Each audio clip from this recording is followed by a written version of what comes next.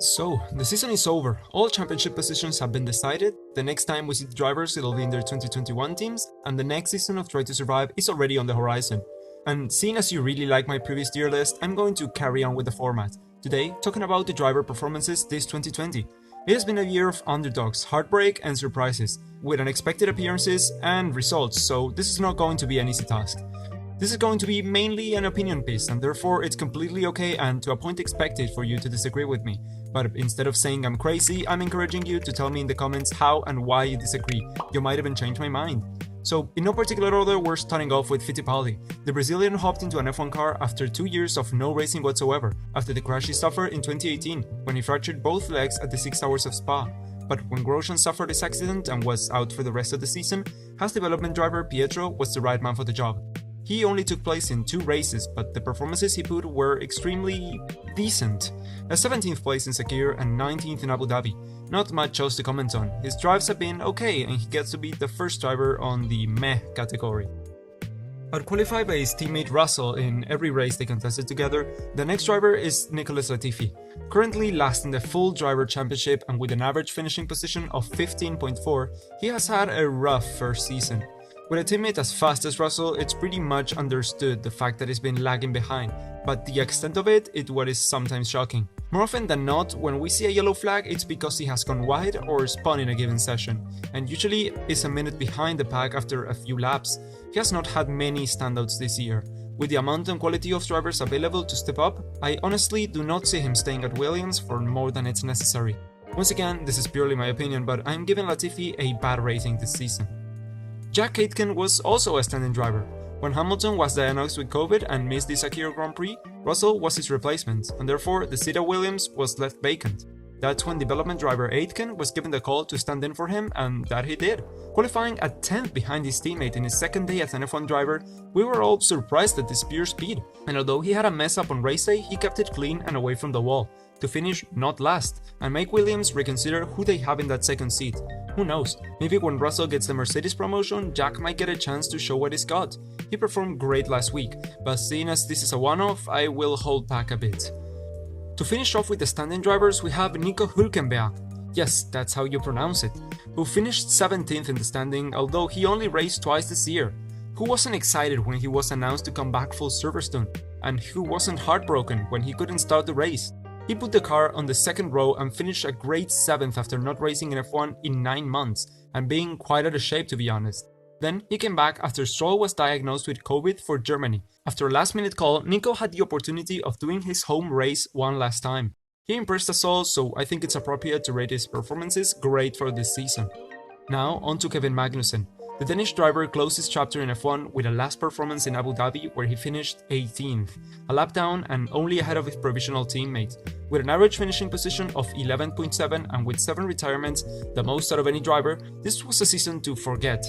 He scored his only point at the Hungaroring, where he did a great race after having to start from the pit lane, but overall that has been the only standout this season. The car just wasn't there, and the accidents and reliability struck him in almost half the events. He gets a meh, not a standout, but it could have definitely been worse. Talking about being worse, ahead of Magnussen we have his teammate Grosjean, who had a similar season but with better reliability, scoring a 9th position in Portimao, finishing the races with an average position of 14.7. He unfortunately had to miss the last 2 events of the season due to his accident, but because of how he handled the situation and because I'm just glad he's alive, I'm rating him good this season. It has been a quiet year for both Alfa Romeo drivers, but as you may have seen on my driver move rating video, I was, let's say, surprised to find out Alfa Romeo and Ferrari had re-signed Antonio Giovinazzi for 2021, outqualifying his teammate and finishing 13.8 in average. Everyone was surprised he kept pace with Raikkonen, but honestly, I think that is the least he can do. I like him as a person, but as a Formula 1 driver, he should have done better in my opinion. His season hasn't been a horrible one, but I'm not sure I can give him a good rating either. And next is his teammate Raikkonen.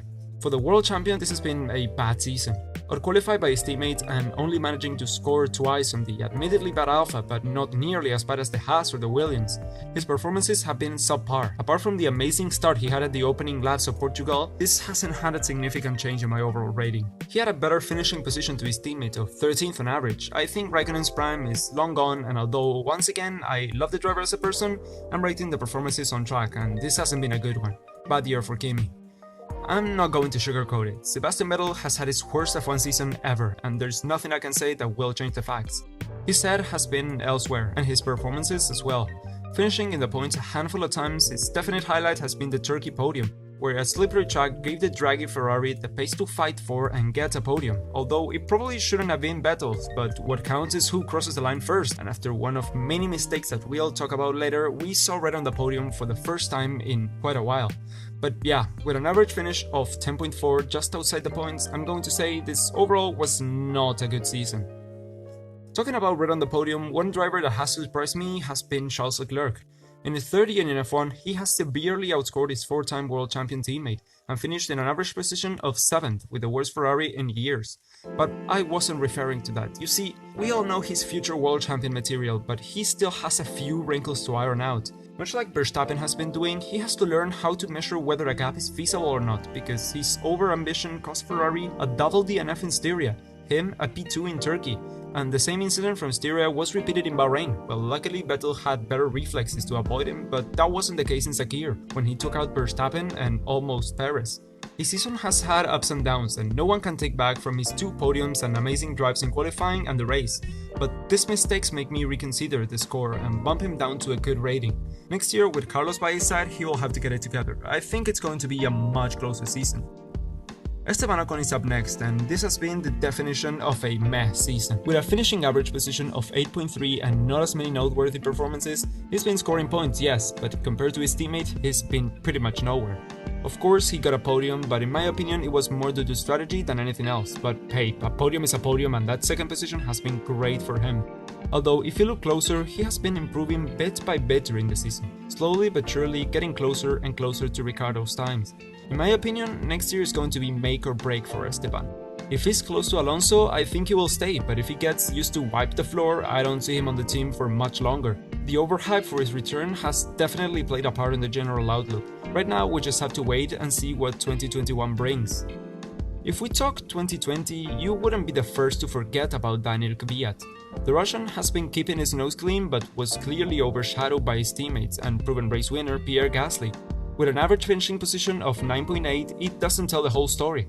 On the last few races and sporadically throughout the season, he has been doing great, but that's probably not going to be enough to give him another year in F1. Knowing Red Bull, they are going to break the news of his replacement, of course after the season is over, and therefore he won't get a proper send-off. It's a shame to see how Red Bull treat their drivers, and I'm rating Daniel good this year. Took a while to get going, but lately he's been quietly smashing it. From now on, all remaining drivers have scored at least one podium this season. Added to the ones previously mentioned, it's been 13 in total, which is absolutely insane, something we haven't seen since 2012. The next driver is going to be Lance Stroll, and if the season had stopped in Tuscany, he would have been my driver of the season, no questions asked. Until then, he had been quietly extracting the most out of his racing point to have an average finishing position of 6th and standing 4th in the overall standings. But since then, he dropped down to 10th with 4 DNFs and 1 DNS. Although the podium in Sakir didn't hurt. In Abu Dhabi, he struggled hard to get past the Ferraris and ended up being outraced by almost both AlphaTauris. I'm rating Stroll's season as a good one, but with severe room for improvement. Alex Albon is up next, and let me say, it has been pretty similar to Ocon, but boosted. What do I mean? Let me explain. At first, he was struggling hard to keep close to Verstappen, but now he has closed the gap immensely. But when there is constant chatter about whether you're keeping your seat for next season, it means it hasn't been a great one. And when you see how your teammate has been performing, you might even say it was a bad season. But when considering the teammates and the team he's in, you cannot help but think maybe he has been given the short end of the stick at some situations. In the last few weekends, the team has been acknowledging him much more and helping him get fully comfortable in the car. He is much closer in quali and race pace to Verstappen, but honestly it's a little bit too late in the season for that. Overall, I'm not rating it bad, but I'm saying it was a meh performance for Albon. He started off the season with a win, and we thought it might be his year, but in the end, Bottas managed 2 wins to 11 from his teammate, and you might have cut him some slack seeing as we're talking about 7-time world champion Hamilton, but it all came undone for Bottas in the Sakir Grand Prix, where he was paired up with Russell for the first time and he was almost out-qualified by him. A guy who had not driven that car prior to the day before and that could barely fit in the cockpit. A guy who not only severely outraced him, pulling an 8-second gap, but who overtook him and many other drivers under the same circumstances a few laps later. This has given us a lot of perspective on the matter, and many people have pointed to the fact that Russell is almost as good as Hamilton or that Bottas is just a slow driver. I'm saying neither. Well, actually, a bit of both. With an average finishing position of 4.3, I'm giving Bottas a bad rating for the 2020 title campaign.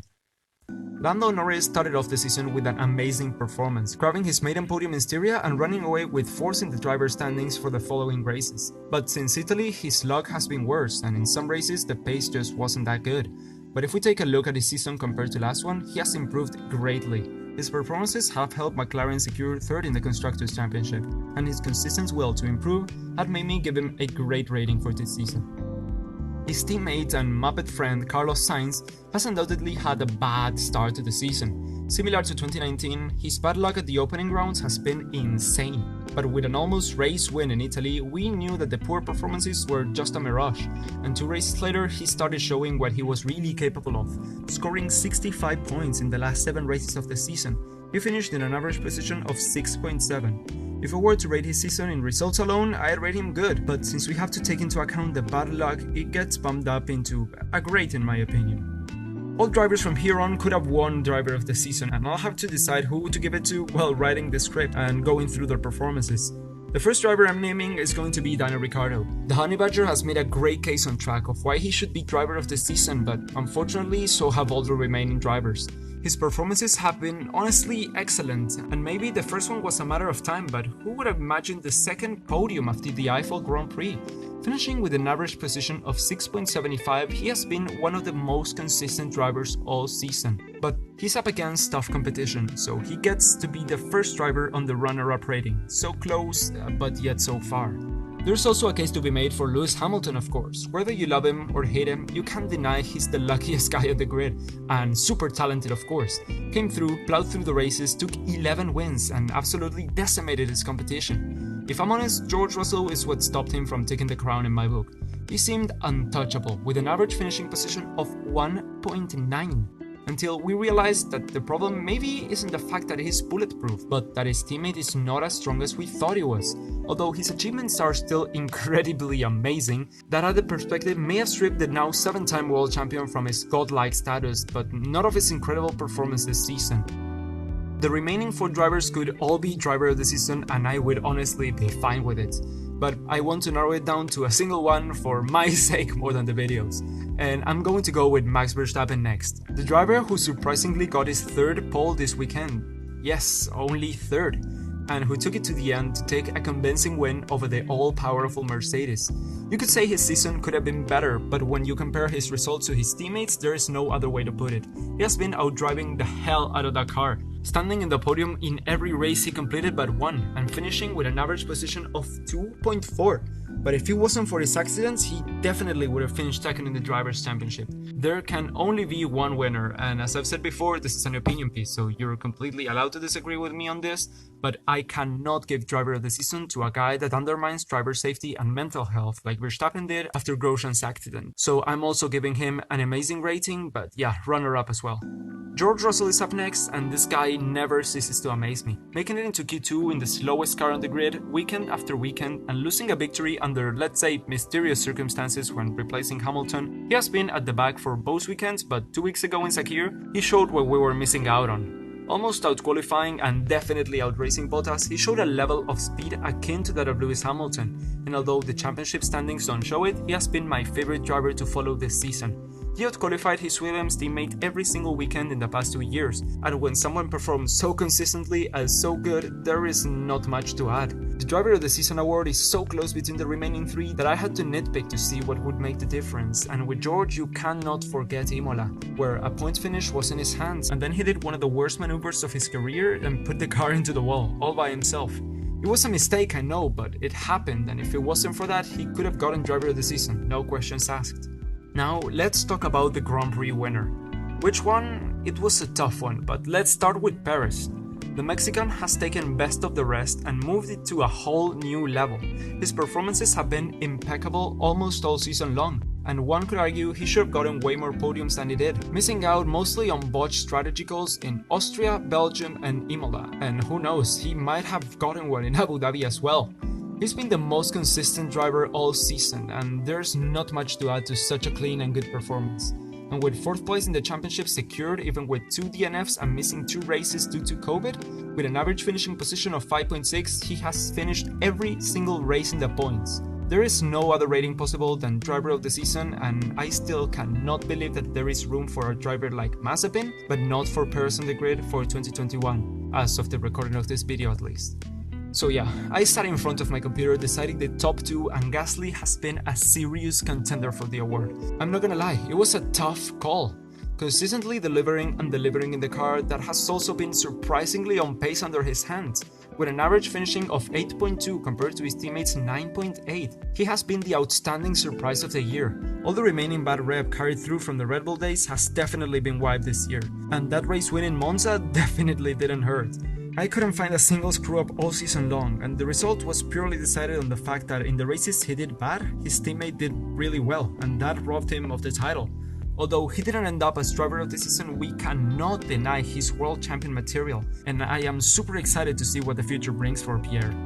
Wow, that was a long one. If you made it this far, I have nothing but respect for you.